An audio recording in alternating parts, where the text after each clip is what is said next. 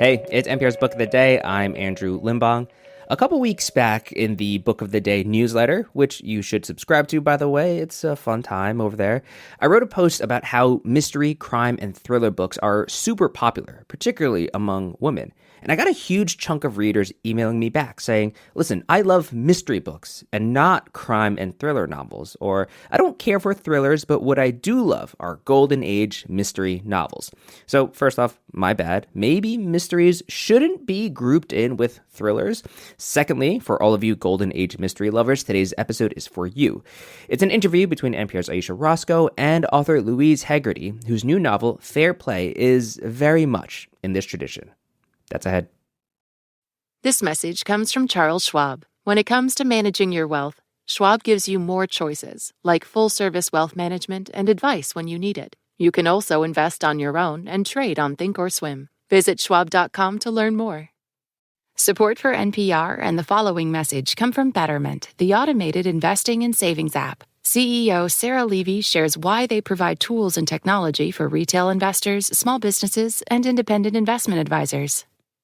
At Betterment, there is one unifying idea, which is the idea of expanding access. Historically, great financial advice was reserved for the wealthy, and what technology has done is basically lowered the barrier to entry and created an on-ramp for people earlier in their financial journey to get access to great advice. The same is true for small businesses, where mid and small-sized businesses have not historically been able to afford a retirement solution for their employees. So again, Betterment's technology allows smaller and smaller companies to attract the best employees. And then lastly, for financial advisors, what we've done again is expanded access by automating and using the scale that technology can provide. Learn more at Betterment.com. Investing involves risk. Performance not guaranteed. In the new novel, Fair Play, two things can be true. Abigail can be hosting a New Year's Eve murder mystery dinner party at an Airbnb. In this envelope, you will find a character card which gives you information that no one else knows. You will see that there are specific instructions, but you should... Abigail can also be in deep mourning for Benjamin, her only sibling. Our sincere condolences to Abigail on the tragic and sudden passing of your dear brother. Fair Play is the debut novel of Irish author Louise Hegarty. It honors the golden age of crime novels just as it turns the genre on its head. She joins us now to talk about it. Welcome. Thank you so much. I'm delighted to be here. So when we first meet Abigail, it seems like a setup for like this typical murder mystery. And I've kind of gotten into cozy murder mysteries now. I like them. You have the usual elements. It's a country house, a gathering of friends and associates and, someone who you don't know very well. Can you tell us more about how your novel begins? So it begins, they have gathered together at a country house to ring in the new year, but they're also there to celebrate their friend Benjamin's birthday. His sister Abigail has devised a murder mystery game that they all play. The next morning, everyone wakes except for Benjamin. And then you have this great detective who shows up, August Bell. How would you describe his contributions to the story and the plot of the story? Yeah, so August Bell, we first meet him in part 2 of the book, and he kind of suddenly springs up out of nowhere. And he's very much in that vein of like a Hercule Poirot type of detective. And he's there to facilitate Abigail. She's trying to uncover the clues around her brother's death.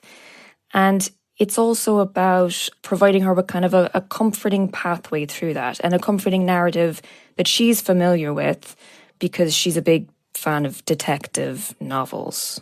So much of the way August Bell talks is like he's very blunt about this is the way murder mysteries work. These are the rules. And then he also goes on page 23. I said this.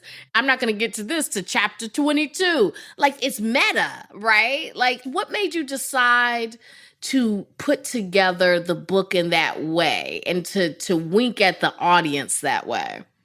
The idea of having a detective in a murder mystery who is aware that he is a detective in a murder mystery novel, and he's aware of the tropes of the genre, and it's all kind of wink wink nudge nudge at the reader. It's a playful take on a murder mystery, and using that structure to look at the emotions around grief and around sudden death.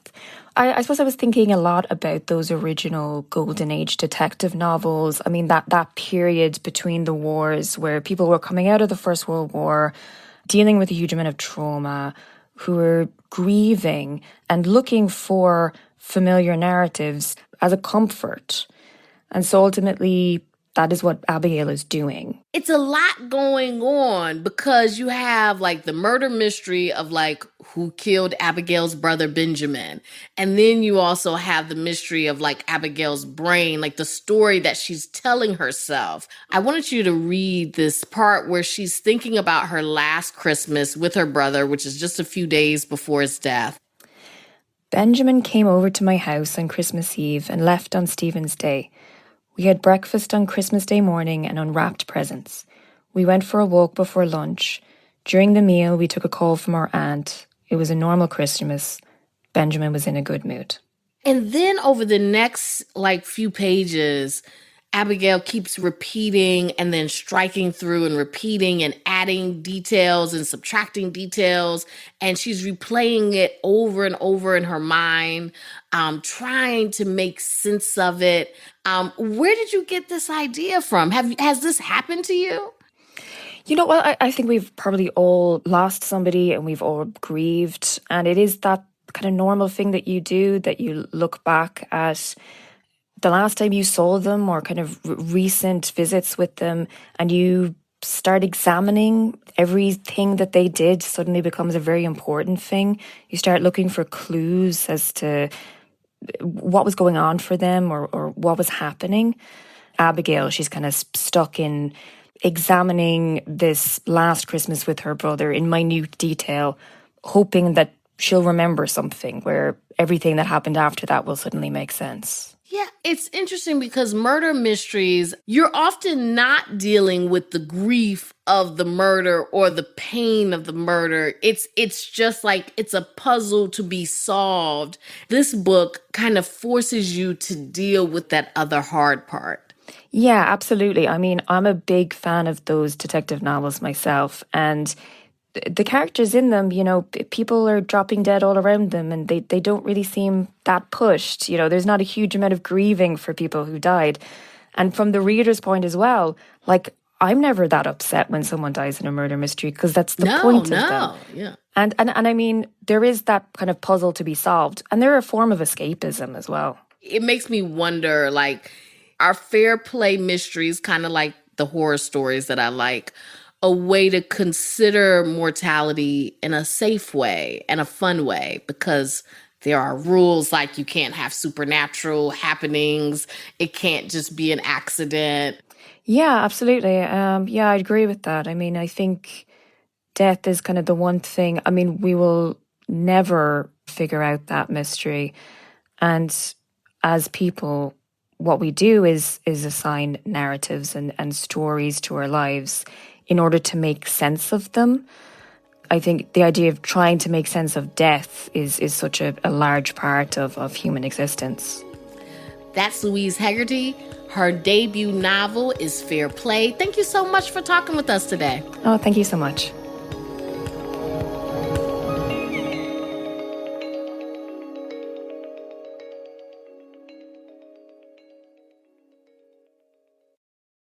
This message comes from Homes.com. What kind of programs does this school have? How are the test scores? These are all things parents ask when they home shop. That's why each listing on Homes.com includes extensive reports on local schools. Homes.com. We've done your homework.